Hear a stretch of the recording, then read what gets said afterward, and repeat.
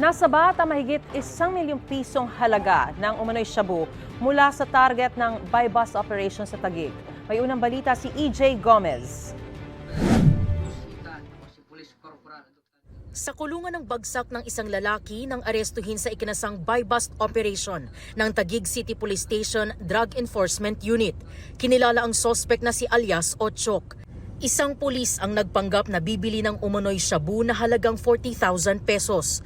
Nang magkaabutan, dito na sumulpot ang iba pang operatiba ng Taguig Police na umaresto sa kanya mismong tinitirhan sa Barangay Wawa.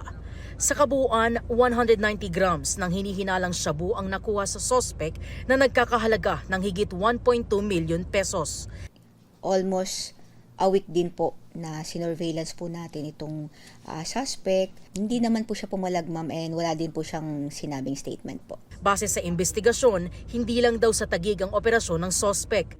Within Taguig City po yung market po niya, and then may info din po tayo na meron din pong ibang mga nearby cities and provinces po na pinagkukuhanan po itong suspect po natin.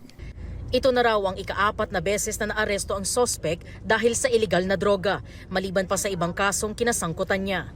Nananatili sa custodial facility ng Taguig City Police ang sospek na mahaharap sa reklamong paglabag sa Comprehensive Dangerous Drugs Act of 2002.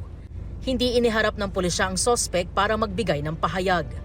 Ito ang unang balita. EJ Gomez para sa GMA Integrated News.